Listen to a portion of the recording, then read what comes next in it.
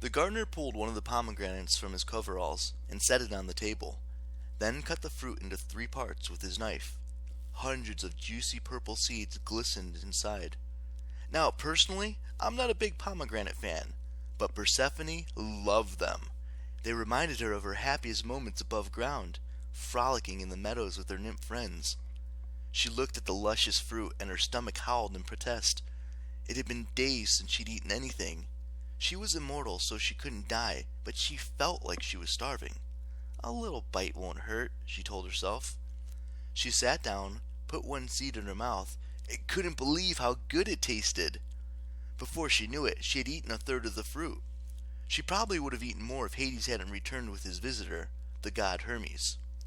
"My love," Hades called, and his voice sounded like he'd been weeping. Persephone shot to her feet. She hid her sticky purple fingers behind her and hoped she didn't have juice running down her chin. "Mm-hmm," she mumbled, working a few half-chewed seeds around in her mouth. "This is Hermes." Hades' face looked like it was broken with despair. He has come to take you back." Persephone swallowed. "But you said—" "Zeus commands it." Hades sounded so sad that Persephone forgot that this was good news. "I would gladly fight any god for you, but even I cannot fight against the entire Olympian council. I am forced to give you up." Persephone should have been shouting with joy. This is what she wanted. So why did she feel so bad about it? She couldn't stand the look of devastation on Hades' face. He'd made this garden just for her. He'd treated her well, at least after the initial kidnapping, and that had been Zeus's idea. Hades had been ready to open the gates of the dead for her sake. Hermes didn't seem bothered by any of it. "Well, excellent," he grinned at Persephone. "Ready to go? Just some regulation questions I have to ask first. You know, custom stuff for crossing the border. Have you come into contact with any live animals?" Persephone frowned. "No." "Visited any farms?" Hermes inquired. "Are you carrying more than 10,000 drachmas in foreign currency?" No." "Last question," Hermes said. "Have you eaten any food in the underworld?" He held up his hands in apology. "I know, it's a stupid question. I mean, obviously you're smarter than that. If you ate any food in the underworld, you'd have to stay here forever." Persephone cleared her throat. I don't know if she would have lied or not, but before she could answer, the gardener Askephalus said, "Show them your hands, my lady." Persephone blushed. She held out her hands, which were stained purple. 1/3 of a pomegranate," she said. "That's all." "Oh," Hermes said. "Whoops." "She can stay!" Hades danced in a circle, grinning from ear to ear, then seemed to realize that he didn't look very dignified. She must stay. I'm sorry, my dear, if that makes you sad, but I can't pretend I'm not delighted. This is wonderful news." Persephone's emotions were so jumbled she didn't know how she felt. Hermes scratched his head. "This complicates things. I've got to report for news. Be back soon."